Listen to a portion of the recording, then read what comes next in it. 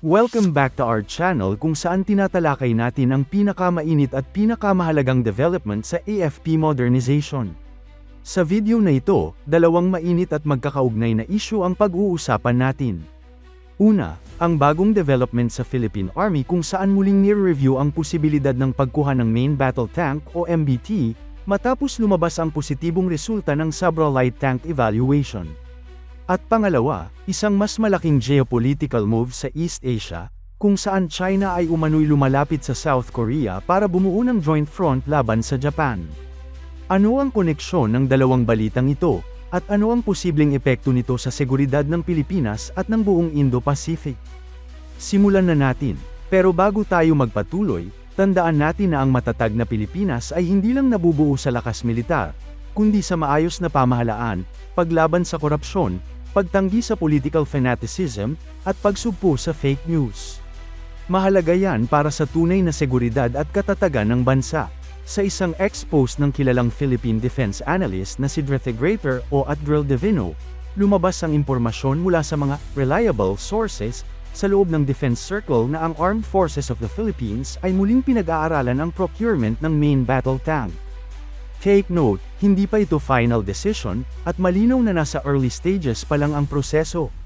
Pero mahalaga ito dahil sa matagal na panahon, ang doctrine ng Philippine Army ay nakatuon sa light at medium forces, hindi sa heavy armor gaya ng MBT. Bakit biglang MBT? Ang pangunahing dahilan kung bakit muling napag-uusapan ang MBT ay dahil sa positibong resulta ng Sabra Light Tank Evaluation.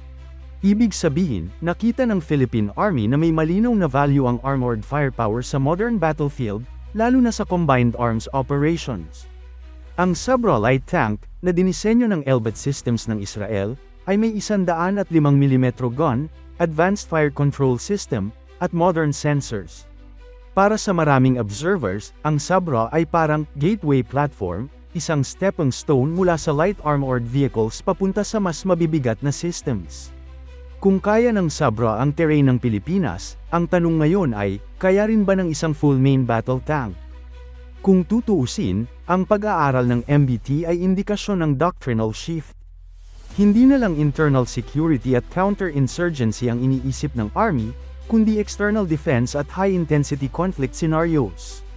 Sa panahon ngayon na tumitindi ang tensyon sa West Philippine Sea, hindi na sapat ang infantry at wheeled armor lamang. Ang MBT ay may papel sa deterrence laban sa external threats, pag-secure ng key terrain, support sa mechanized at armored brigades, combined arms operations kasama ang artillery, drones, at air assets. Hindi ibig sabihin ito na maglalagay ang Army ng tank battalions sa mga isla, pero malinaw na pinapalawak ang options. Dito nagiging interesante ang usapan. Ayon sa parehong source, si Elbit Systems ay sinasabing partially out sa light tank competition. Ang mga dahilan, delivery issues noong nakaraang taon, Israel's diplomatic and security commitments, cost concerns. Hindi ito nangangahulugang totally out na si Elbit, pero malinaw na naapektuhan ang standing nila sa procurement process. Dahil dito, nagkaroon ng opening para sa ibang players, partikular ang PT Pindad ng Indonesia at Aveco ng Italy. Ang PT Pindad ay may experience sa developing armored vehicles para sa Southeast Asian environment. Bukod pa rito, mahalaga ang regional defense cooperation. Kung Indonesia ang magiging supplier, mas madali ang logistics, training exchanges, at interoperability. Samantala, ang Aveco ay kilala sa armored platforms at military mobility solutions sa Europe. Kung papasok sila, maaaring magdala ng NATO standard systems na compatible sa Western doctrine ng AFP. Kung itutuloy ang MBT study, posibleng makita natin sa Horizon 3 o Horizon 4 ng AFP Modernization Program ang paglalagay ng heavy armor capability.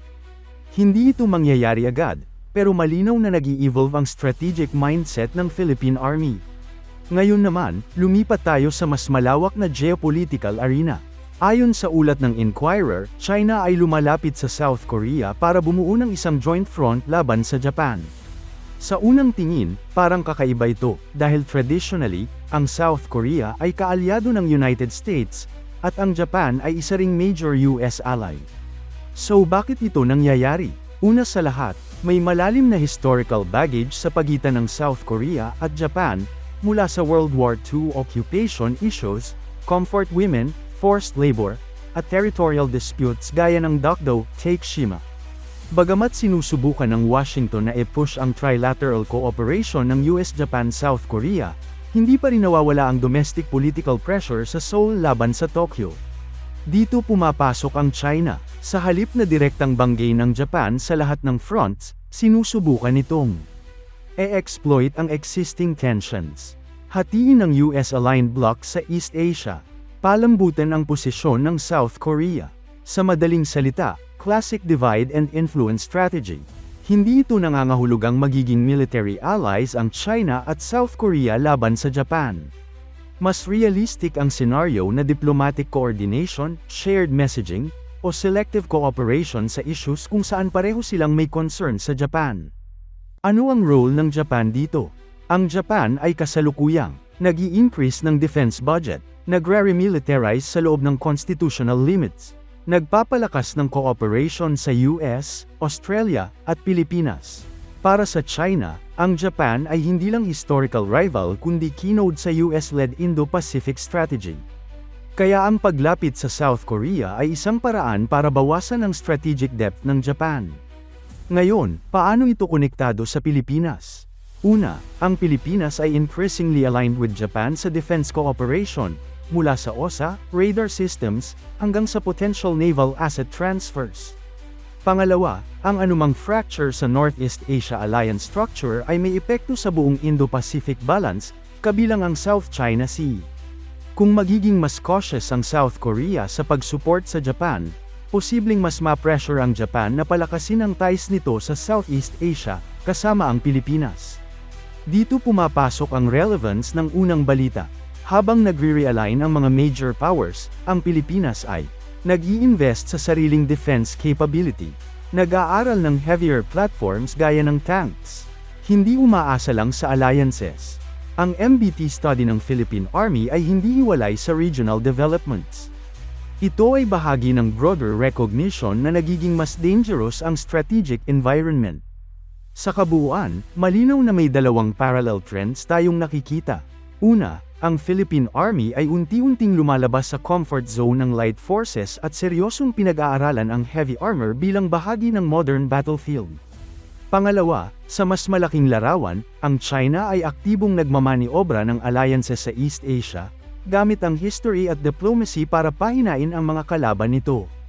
Ang tanong ngayon, handa ba ang Pilipinas sa mas komplikado at mas high-intensity na security environment?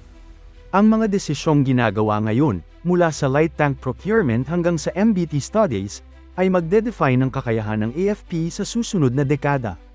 Abangan natin ang mga susunod na developments, dahil malinaw, ang defense at geopolitics sa Asia Pacific ay papasok pa lang sa mas mainit na yugto.